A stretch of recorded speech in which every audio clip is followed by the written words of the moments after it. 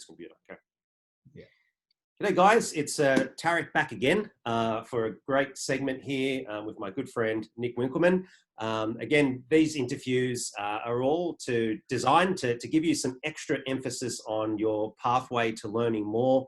Having done some of FTI's programs and certainly others, some of you may have come across Nick's wonderful work, and certainly we've referenced it heavily in our book, Purpose Driven Movement, and also some of our presentations.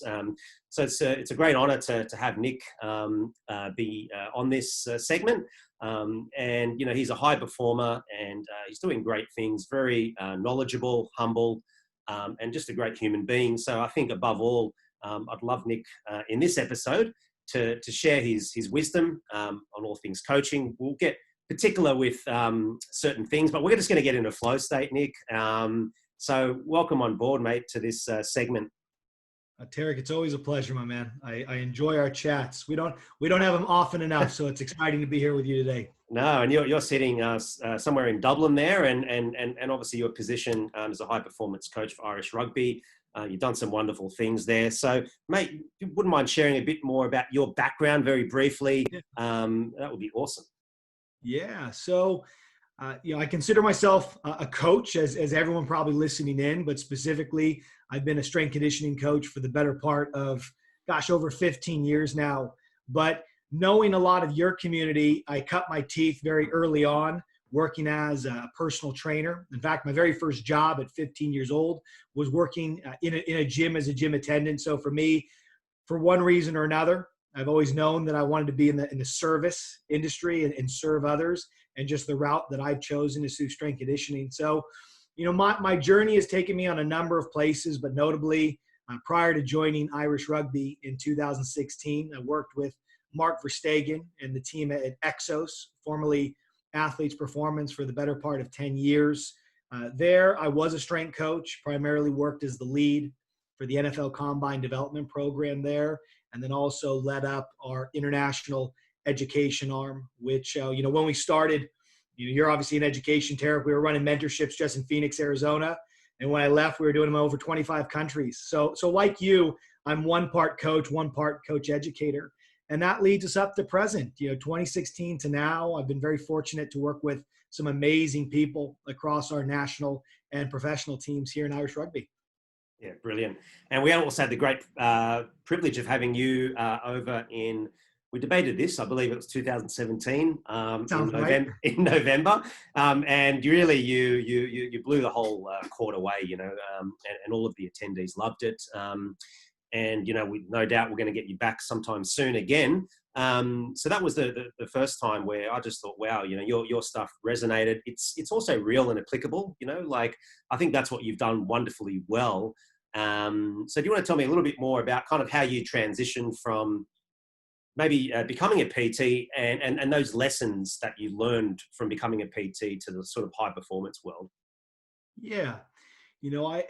When I sit down with, let's say, individuals in the exercise science field, and they're not quite sure what direction they want to go. Some think strength conditioning, they want to wear the kit on the side of the pitch and have the glitz and the glamour. You have others that want to go more physiotherapy.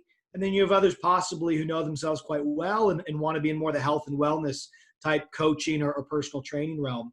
And what I tell all of them is the lessons that I learned as a personal trainer, which I think I did for almost 6 years before becoming a full-time strength coach, were absolutely invaluable. And that I got to learn from such a diversity of clientele, and therefore not only in how I had to communicate with them and communicate the messaging of the program and their goals, but also in the diversity of programming itself.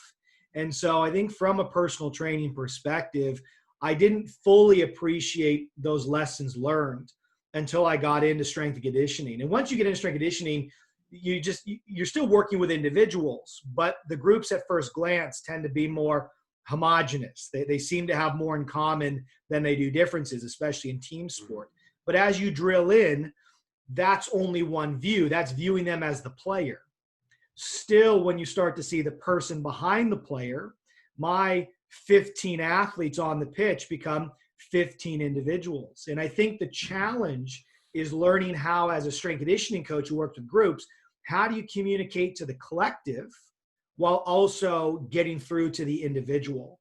And I cite many of those lessons in PT for what I've been able to do now. And at the very least, it laid the seed or the seeds for how important communication and connecting are within all elements of the movement profession. Excellent. So those formative years kind of helped you spring into the high performance realm. And obviously you've got a PhD. Did you want to discuss more of how you took those lessons through your research and how that was inspired with some of your great work?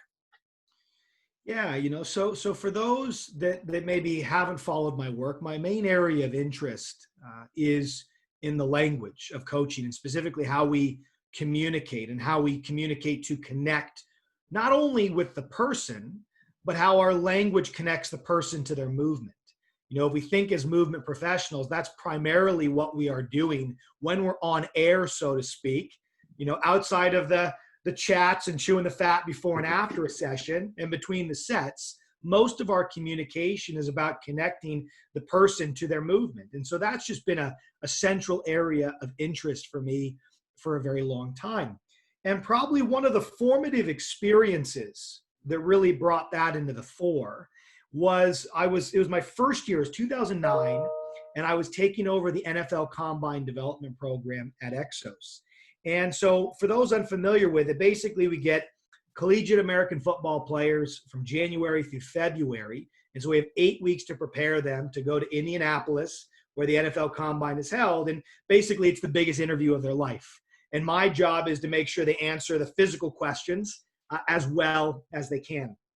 And so my experience went something like this, that the improvements, both in performance, so how fast they could run, but also movement quality, how effective they could run, were better when they were with me in Phoenix than when we saw them run in Indianapolis and perform in Indianapolis.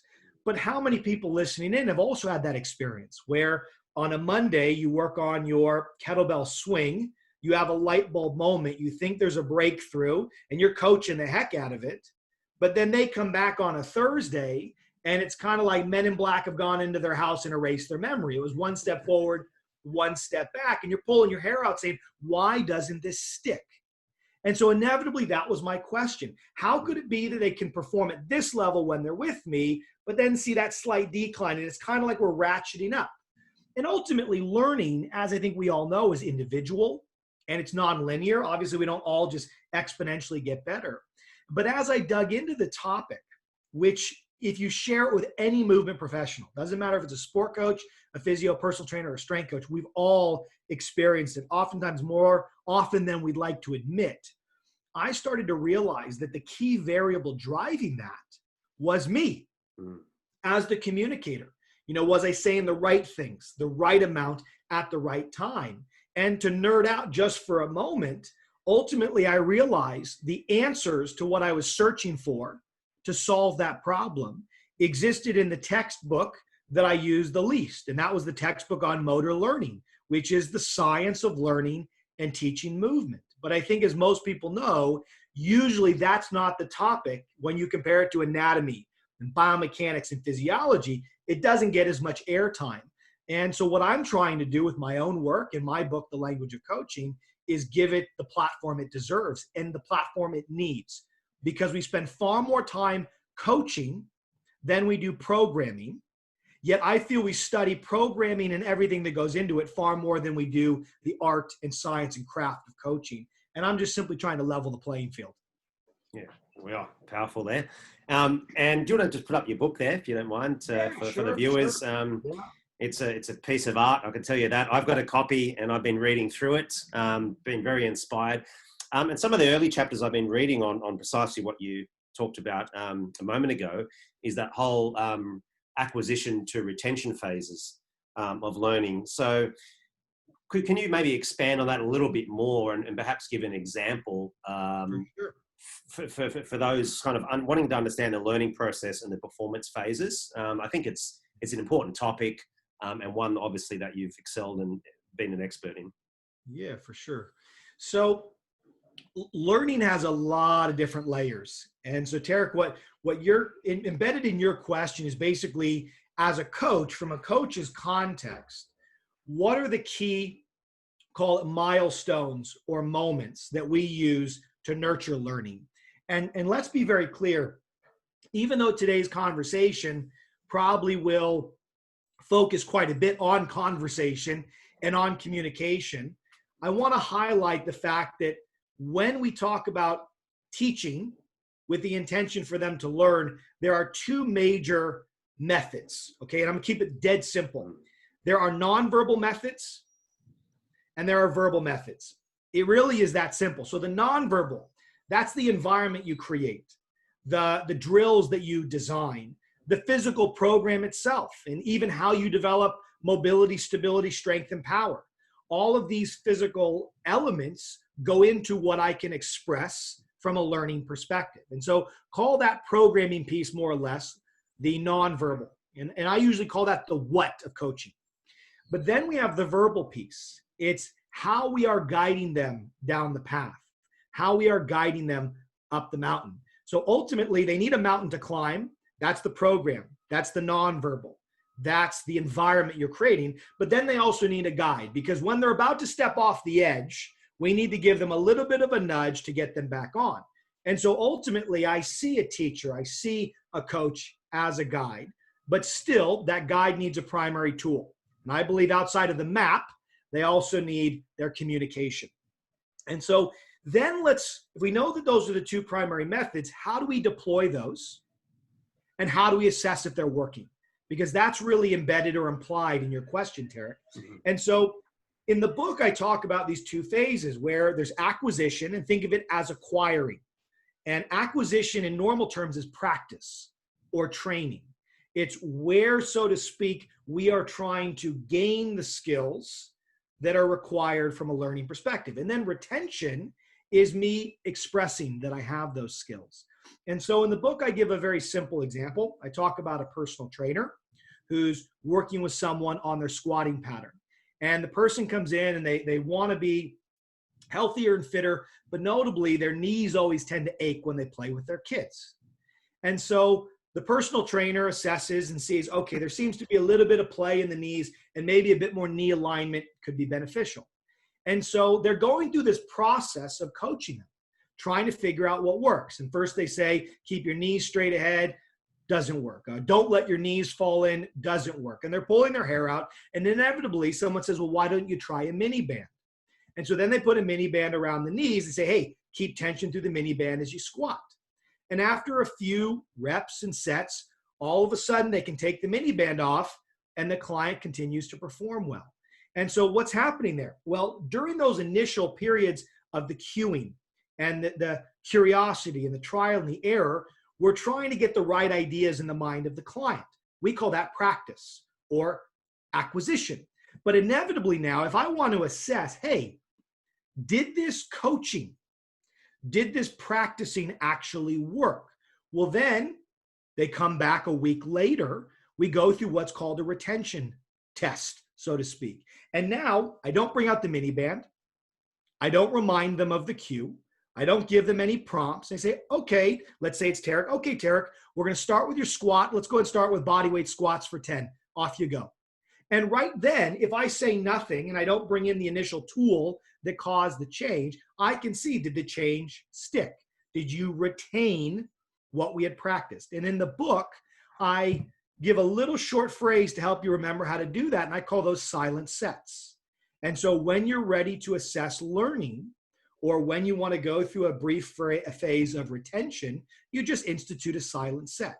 And it doesn't mean you don't give them the general instructions and, hey, here's what we're doing from a safety perspective, but ultimately the silent set allows them to own the moment.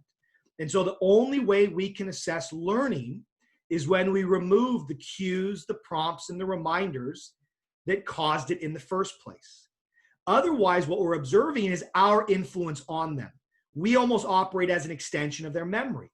And so if movement is memory, to understand if they remember how to move, we've got to remove ourselves from the picture.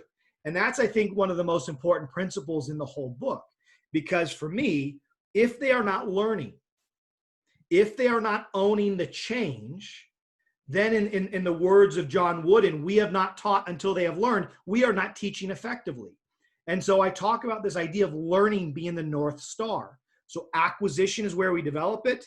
Retention is where we assess it. The retention piece is oftentimes missed. Brilliant. Yeah, I love it. The whole concept of learning it, knowing it, and transferring it. It's that whole concept in psychology, which is learn, embody, and transfer. And I think a lot of times us as coaches, talking sort of more broadly, always think that we have to be in control. And so we disempower the client. We don't provide any degree of autonomy. And what you're suggesting there is that we can allow the clients to self-organize by empowering them with these easy to follow cues. I wanted to extend a little bit more on that, Nick. You've written 2 great articles for the NSEA a while back, What We Say Matters, part 1 and 2. So can you expand a little bit more on what we say matters when it comes to a beginner versus a more advanced client? Yeah, well, let's to take that just one step back for a moment. Let's start to dig into categorically the verbal side of things, because I think in understanding the verbal side of things, we can get better at understanding the difference between how we might communicate with a novice versus an expert, let's say. And so one of the key elements that in that article you're referencing, and most certainly that the central thesis of my book, is this idea of cueing. And I think conventionally we use the term cueing all the time in the movement profession, but let's just define it so that we're crystal clear. So for me, a cue is the last idea that goes in the head of the athlete or the client before they move. And that idea can come from the coach. That idea equally can come from the athlete. And that idea might be what the athlete is already thinking themselves, or equally, Tarek, if you're my client, and let's say we're working on that body weight squat, and I say to you, hey, Tarek, we need to get you a little bit deeper into the squat. What do you think you can think about to help you improve your depth? And then let's say we riff on that for a second, and we come up with a cue. Well, I'm going to imagine I'm sitting down onto a low stool. Okay, awesome. So tap that low stool and then stand back up. So I think it's important that no matter what, whether or not the coach is saying anything, the athlete or the client is always thinking about something. And so whether it comes from me or them, it's the last idea that goes into their head before they move. But conventionally, for our discussion, it's the coach giving the cue. And let's identify for a moment what the purpose of that cue is. Well, just like the headlights on a car or a flashlight in the dark, that cue is meant to guide. Of all the infinite things the athlete or client can think about, that cue is meant to guide the one thing they should think about to improve their movement pattern. And so if we're clear on what a cue is and the purpose, the why behind the cue, then the next logical question is, well, categorically, what kind of cues can I deliver? And at least in the verbal realm, cues live on this continuum of internal to external, whereby internal cues, very simply, are cues that reference motion of a joint, motion of a limb, or action of a muscle. So I do a lot in speed and sprinting. So let's just keep a very simple example. So it could be extension of the hip. It could be squeezing the glute. It could be driving the leg back. These are all samplings of an internal cue. But then equally, I can step outside of that internal body frame into the environment in what we call external cues. And I might say things like push the ground away, explode towards the finish, get long off the line, drive and rise off the line like a jet taking off, using figurative language or analogy. And so I create this nice continuum. And when you share that with individuals, you see people nodding all the way through. Most certainly everyone listening utilizes cues across that entire realm. Now, when you ask the next question, do you think categorically that one type of cue is better than another? Or possibly one type of cue is better for a certain type of person or context at a certain time point? And inevitably, everybody says, yes, absolutely. And so some people think, Tarek, that external cues, because they're simpler, are better for novices. But as someone becomes more expert-like, possibly using more technical language and internal cues is better for them. So many of us, whether or not we've thought about it, can quickly form a thought or a hypothesis on what we think good cueing looks like, even though many have not given it the same level of considered thought as they have their program design, for example. However, here's the turn of events, if you would, the punchline. When we start to look at the evidence, for which now the first concrete paper comparing internal to external cueing, Dr. Gabrielle Wolf, 1998, okay? So some 22 years ago, there are now well over 170 papers that have evaluated this continuum of internal versus external, where they give two cues that mean the exact same thing, but one references the body, extend the hips, and one references the environment, drive the ground away, and asking the question, which improved performance now, if you would, from an acquisition perspective, and which improved performance in the future from a retention or a learning perspective. And well over 96% of these papers consistently across movement type, across novice, Tarek, and expert, across different types of skills, remedial balance all the way to golf, tennis, rugby, sprinting, change of direction, you name it, have shown, drum roll, that external cues support better performance and learning. And so this is the first key thing to understand. Now, when you share that with people, their gut reaction is, well, hold on. Are you saying that there is no space, no room for internal cueing or internal language? And let's set the story straight. No, that is not what I or even the literature is suggesting. What we're suggesting is that the last thing that goes in the athlete or client's head should be of an external nature or using an analogy, a visual. The key thing is this, and I talk about this in the book, that before you cue a movement, we typically describe a movement. And it's in that description, hey, Tarek, today we're going to be doing a squat. I need you to set your feet this far. You're going to be squatting to this depth, bending your hips, your knees, your ankles. Body position is here. So we normally utilize that description. But that dissertation, Tarek, let's be honest, the client can't compute head, shoulders, knees, and toes while they're trying to move head, shoulders, knees, and toes. And so we need to take all that information and consolidate it into one central spotlight. And that spotlight is the cue that follows the description. And that's what we want to be external or analogy-based in general. And so back to your original question, now that we've set that foundation for which we could dig into the details now, from a novice and an expert perspective, I wouldn't actually say that I make a big distinction in the type of language I use. For me, it still categorically is external and analogy-based. Where it becomes more detailed is in understanding who the individual is. You know, Tarek, you come from Australia. Your slang, your background, your experiences, all of those are unique to you, and they're different from mine. And notably for me, the way I use English and how we use it in the United States, and the slang and the phrases and my experiences are different. So I think of the individualization of language more at that level of the individual, rather than a big difference between novice and expert. Albeit we can get into the details of different types of cues and how they might favor the novice versus the expert.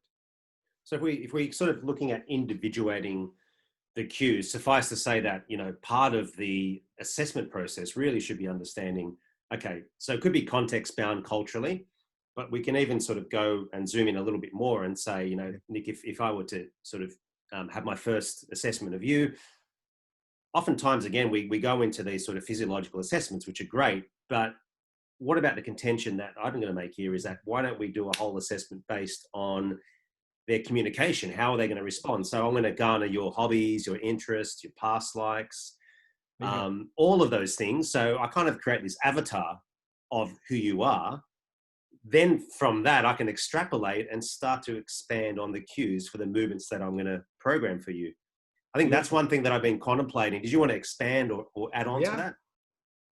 And so what you're highlighting is something that I go into in a fair bit of depth in chapter 6 in the book called Going Analog, which is basically how we as humans think in terms of analogy. that we're always drawing comparisons from this new thing we're learning to something that we've already experienced, which means the reference point for understanding is always me. It's my language, it's my experiences as you're articulating.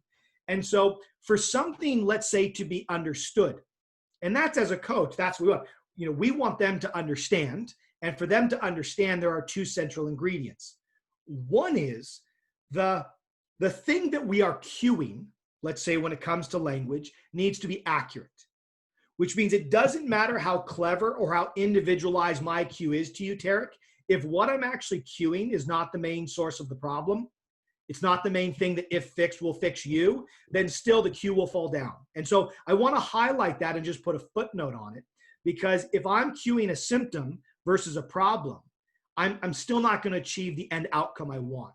And I highlight that because very quickly people will hear our discussion and might think, okay, well, are they possibly suggesting the biomechanics and program design, and let's say the what of what we do is not important? And most certainly that is not what we are saying. In fact, everything that we talk about on how to coach is contingent on you understanding the mover in front of you first. But once you understand the mover, then we need to understand the person. And that's to your question. And so when I look at that, the language we use to summarize everything you shared, simply put, needs to be familiar to them.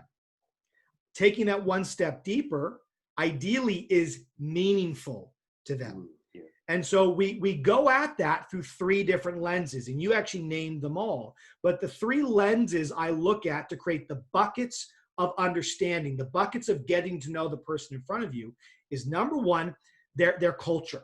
And so where do they come from?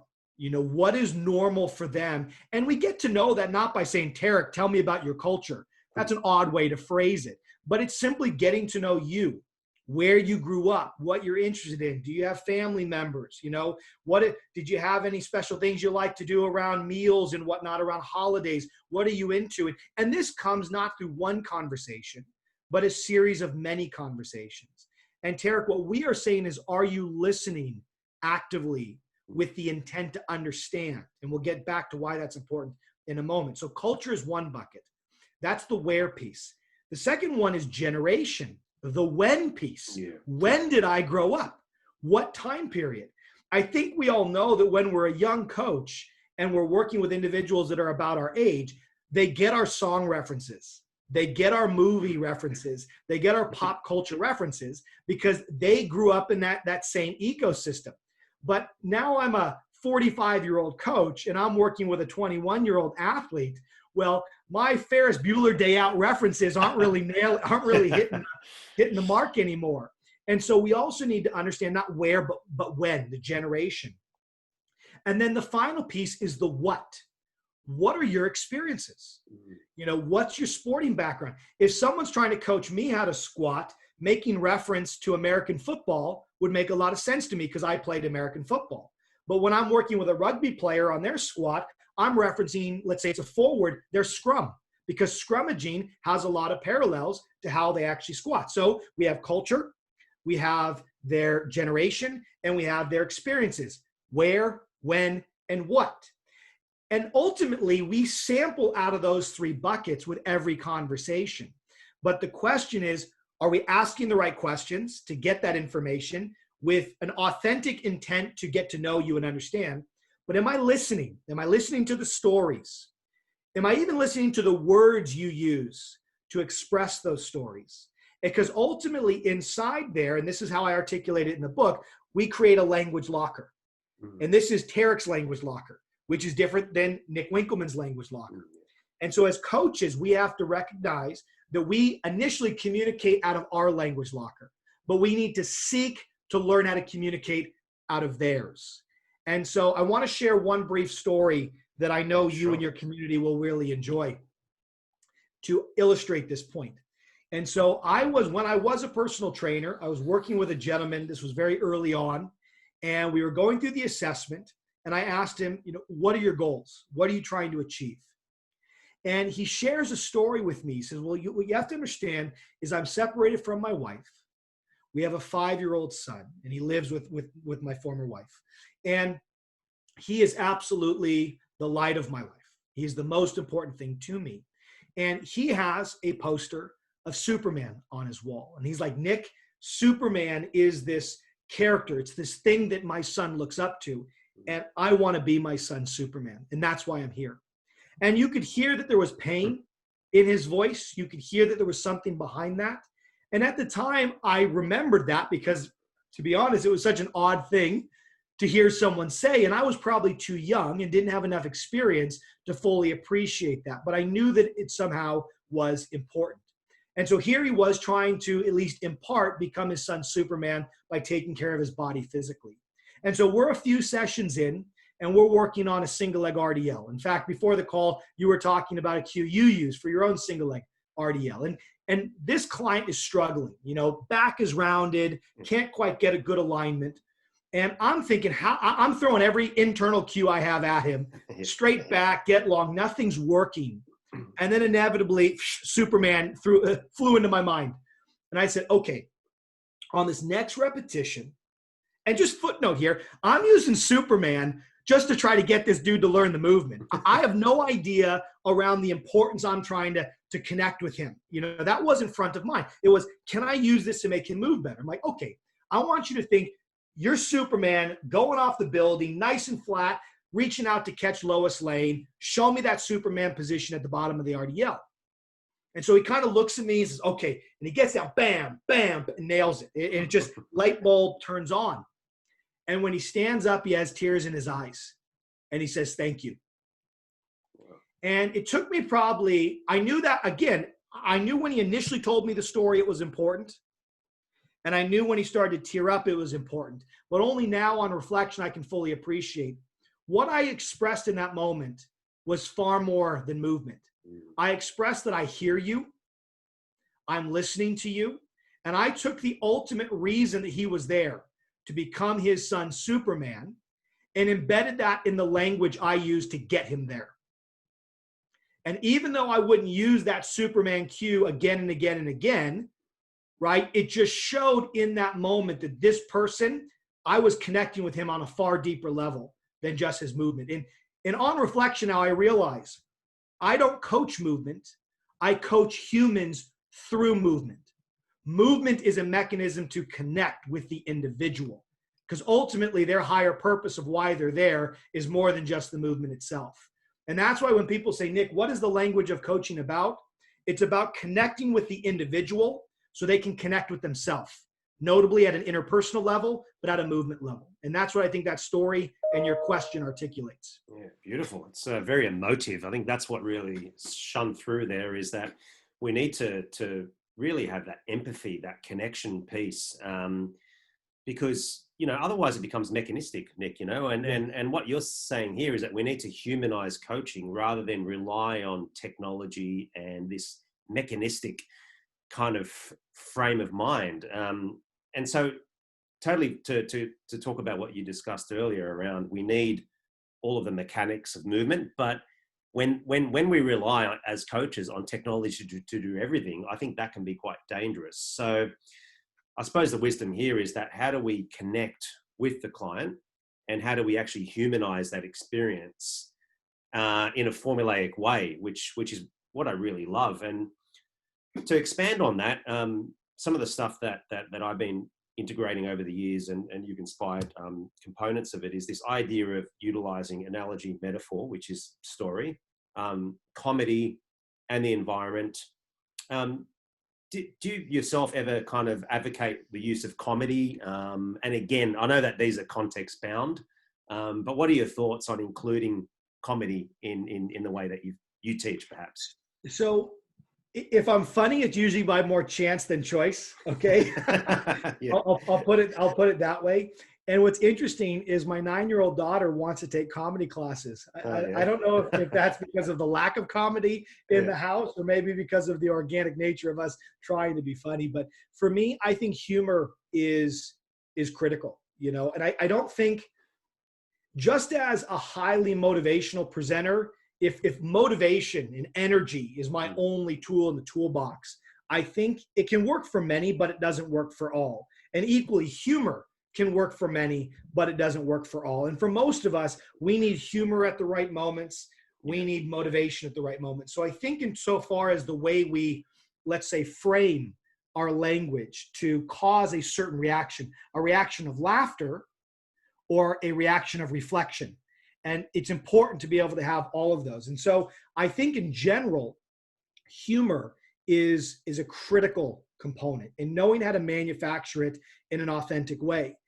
That's the hard part, though, is if naturally humor is not your go-to, and it can start to look forced. But, you know, for me as a presenter, actually, and I still plan on taking classes probably with my daughter on stand-up comedy or even improv, just as that ability to know how to capture a moment and turn it on its head in a way that adds humor and lightness to a given circumstance. And so I'll put it this way. I couldn't give you any concrete, let's say, recommendations on how to be funny, because I would need those thrown at me. I can say this, though, about what humor does. And in the book, I talk about this idea of mood congruent memory.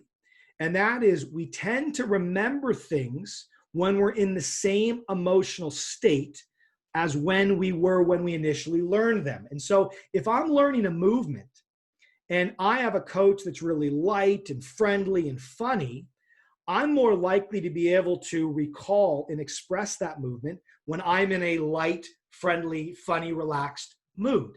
And so I think that we need to give that consideration, that every time we coach, think of that movement memory as having these hashtags connected to it. And those hashtags represent, if you would, the emotional state the person was in when they were learning the movement. And so if we're having a really, really bad day and our mind is somewhere else, is that the best day to try to form and generate a complex movement pattern? Yeah, Tarek, probably not. That's probably the day where you default to more of a recovery type session, and this person needs someone to talk to. And so as much as you're talking about, let's say, generating the emotional context, I think it's also understanding the emotional context your client comes in with, because no matter what, the learning that takes place is going to be anchored to that emotional state. And notably, when we think about fitness and the goals of fitness and what we're trying to achieve, I would say it's tilting towards the positive, the emotional light side of things versus the deeper, darker. And so trying to bring that lightness and identifying when that lightness is not inside of them is probably critical to knowing how to navigate those sessions. So that was a bit of stream of consciousness. I haven't thought a lot about copy until you've asked it, but those are just some thoughts. No, brilliant. And I suppose this segues into another topic that I wanted to touch on. And this is a quote straight from you, that attention is a limited resource capacity. And, Yes. and I know that attention is a big part of your focus for your studies and everything else. Could you expand a little bit more on attention and the importance of it? So you can see behind me, there is a picture of Einstein. So Einstein and Bob Marley are two of my inspiration points. I think they would have gotten along quite nicely, in fact. But the way to explain this is, I just heard this story a few months back now. I was teaching a course, and I was on the segment of attention as a limited capacity resource. And one of the attendees shared this story about Einstein, which now I have absolutely stolen, rightly so, to express and share this concept. And so Einstein apparently wants to learn to golf. And so, as Einstein would, he went and found a PGA type professional or a golf instructor. And so apparently he's at the driving range and he's got his clubs, and the golf instructor starts to riff. Okay, Einstein, this is where the club goes, this is where the eyes go, this is what we need to do on the backswing, this is what we need to do on the downswing, this is your follow through, and just starts explaining everything to Einstein. And as the story goes, Einstein goes over to the bucket of balls, grabs as many bucket of balls as he can, and says, okay, stop. And the instructor kind of steps back. He says, I want you to catch this. And he throws all the balls at the instructor. And of course, they all come down. And Einstein follows that up eloquently and says, listen, I can, just as you cannot catch all of these balls, I cannot possibly think of everything that you are saying. So give me one thing to think about. And so I think inherent in that story is the intuition, whether or not we've considered it, that we all know. And that is that attention, what we can focus on in a given moment, is a limited resource. This is why when you enter into traffic on the motorway, you turn the music down. You put your sandwich down. When you are driving through busy roads that you've never been, you're probably not going to take that phone call. It'll be, can I call you later? We know that attention is limited, but I think behaviorally, as coaches, we oftentimes forget that. So even though that we know that, our behavior suggests that we don't. Otherwise, why would you be giving 2, 3, 4 cues or a dissertation on movement technique? Because if that's what I'm leaving you with, Tarek, my behavior expresses the belief that you can focus on all of that simultaneously while you perform this single leg RDL for the first time, which we know is not the case. And so this is in chapter 2. And as I say, if we don't get this piece right, the rest of the book does not matter. And that is, when it comes to focus, we need to give one focus, one spotlight. Now, people say, well, hold on. Working memory.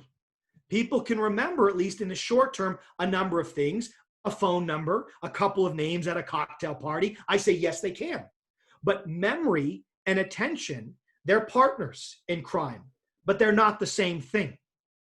Memory is like a dark room, fixed in size, that can only hold so many objects. Think of it as the phone numbers in a phone number you just received. Attention is the spotlight in that dark room that allows you to go 503-730-5972. The spotlight is attention. Memory is the holding center for the information. So just because the information is available doesn't mean I can think about it in that moment simultaneously. That's why we repeat the number, one number at a time. And so when it comes to movement, the movement by itself takes up a certain level of attention, most certainly takes up a certain level of cognitive capacity. So to think that on top of that, they can handle more than one intentional focus at a time is a fool's agenda.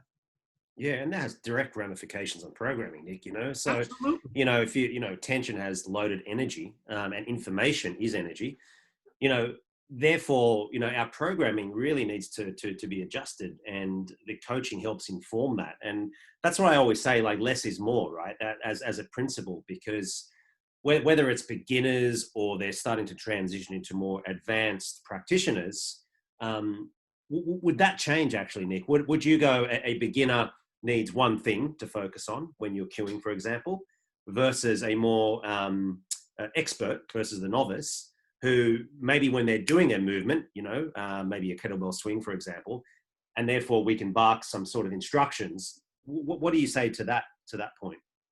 So I think there's a couple of things embedded in there. And so the first thing I will say is, let's make a distinction here. The distinction is this: knowledge of what is not the same as knowing how. Coaches have infinite knowledge of what to do. They can break down the biomechanics in incredible detail. But I might have the most incredible knowledge of how to dunk a basketball. It doesn't mean that I know how to dunk a basketball. And so I think the knowledge versus the doing piece is the first thing that we have to get at with your question. And that is, early on when I'm working with a novice, I run the risk, if I try to give them too long of a description, even if I end that description with a singular cue, I run the risk of them trying to consume it all. And so I agree with you, both in your descriptions and most certainly your cues, less is more. But over time, as that knowledge gets consolidated, I don't have to work to remember it all in short-term memory as that expert, because it's already on the hard drive. I can call upon that detail anytime I want.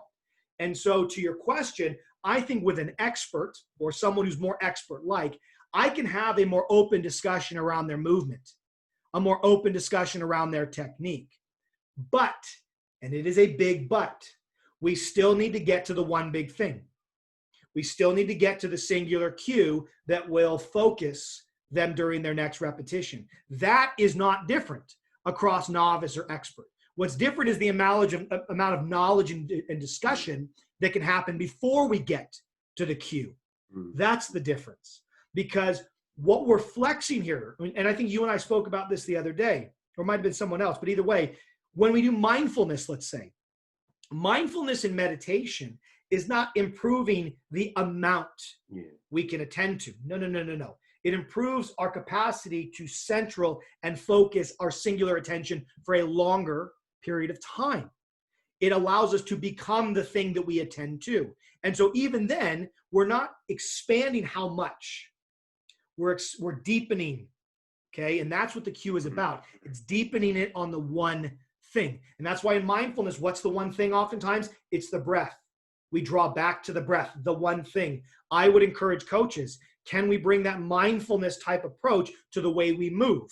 What is the one thing that they can center their mind on to help them move better, independent of the amount of discussion that happened before? Yeah, I totally agree. And especially in gyms, you've got all this sort of neural noise and many distractions. I think focus is more central than ever. And, I kind of think back at, the whole concept, Nick, of how do we eventually get into this state of flow? And the contention that I have is that if there's a novice who's learning something, they're quite conscious. They're perhaps conscious, not yet competent. They're coming up that sort of, as we discussed earlier before this went live, this pyramid of competence, right? So at the very top, the pinnacle, you have the unconscious competent, and let's call this the expert. Now, is it much easier, would you say, for an expert to get into flow state, or again, how the coach has manufactured that programming, or can a beginner also get into flow state in their various stages of learning? Well, it's an interesting question, and my initial intuition is it might be the same thing for the listeners, that in certain instances it might be easier for the novice to get into the flow state at times. And let me explain why. If flow state in part is this whole idea of hypo, contrast with hyper, so hypofrontality, which means I'm not overly thinking, right? I'm not cognitively processing. I am just in the task, or I become the task, so to speak. Oftentimes people have this, the self dissolves, and I become one with what I am doing. And there's no longer a me or an I or a self. I think these are common descriptions of what a flow state is. And so for me, if we take an expert who has been coached with all this excessive detail, head, shoulders, knees, and toes, this goes here, that goes there, at this time period, all of those, call it movement considerations, require heavy cognitive resources, all of which will block my ability to think and therefore become the one big thing. And we know this, that in expert research around choking, we tend to have this reinvestment, which arguably, if we were to put them in an fMRI, would be associated with increased cognitive or hyperfrontality, more activation of the frontal cortex. And we based on this research, know that oftentimes what they're doing is they're thinking more about their body. They're thinking about controlling, versus flow is about releasing. Yeah. Flow is about surrendering. And so if I'm working with a novice, let's say my son learning to ride a bike, if his attention isn't in the environment, if his attention isn't on where he's going, if his attention isn't on reacting to the bike and being one with the bike, he's hitting the ground. And so I'd argue for my son to learn the bike, he's learning to be in the flow state. He's learning to be one with what he is learning, which oftentimes, think about surfing or skateboarding or skiing or snowboarding for the first time. If you don't get into that moment, that's when the failure happens. And so over time, it's like we can do that on command, but then as we learn more about the task, it probably creates almost this inadvertent barrier for some, especially the more technical the skill is. Take cricket, bowling, or batting in cricket, highly technical skills. And so how do we both give knowledge, but allow them to know how to park that knowledge and just become one with the activity? And for me, and this research hasn't been done, I would love someone to start to look at the impact of how someone has been coached over time, or at least in the short term, how I'm coaching you, and flow state. And so what are external cues? External cues draw your attention into the environment you're trying to interact with. It draws your attention out of the body, out of the mechanistic, shoulder goes here, hip goes here, body goes here, into the environment that I'm trying to engage. And ultimately, I feel that that is a core ingredient, a core quality of flow, is I am fully present and immersed in this environment. And that's what I promote with every single external cue. And hence the attention, or that light spot, is also a key ingredient to flow, as we discussed. Well, that's it. External cue drives the spotlight onto the right thing that brings me into the moment associated with the sense of flow. I think we have to have another conversation sometime soon on the flow of coaching or movement. I think there's so much to be said for that. And it's just fascinating. Now, Nick, what would be one piece of advice that you give to any of the coaches out there, whether they're a novice or expert, in what we've discussed to this point? What is one piece of wisdom that you'd like to offer? The number one learning for me was this, is that the goal is not the program. The goal is the person. And so as much as you spend time studying, which you should and which you need to, on how to build a better program, I encourage you to equally, at the very least, pay attention and be present in the fact that you have to get it off the program and into the person. And that means you need to see the person in front of you. You need to hear the person in front of you. Let them be your North Star. Let them be your source of feedback, your source of guidance to know how to get them to the top of their respective mountain. And if we can put the person at the same level of the program, and for you to do that, you are ultimately present. That is the key, no matter what level of coaching you're at. Yeah, geez, really love it, Nick. Really profound wisdom there, and really backed up by years of research. And we hope to bring you out soon again. And did you want to hold up your book one more time? And I really encourage all the coaches. I've got a copy, The Language of Coaching. And they can simply just go onto Amazon, or just type it into Google to get their book. Yeah, Amazon. I just looked at Amazon Australia the other day, and yeah, they're shipping from, I believe it's coming from stateside. So everything's moving now. And you and I will do some more stuff anon very soon. And I'm looking forward to delving in a bit deeper in these topics. Again, really appreciate your time, Nick, and just your passion, your knowledge, and enthusiasm. Really resonates, that authenticity. So thank you on behalf of the tribe and everyone listening. Oh, Tarek, it's my pleasure, man. And equally right back at you. You're an inspiration. Thanks, mate. Appreciate it.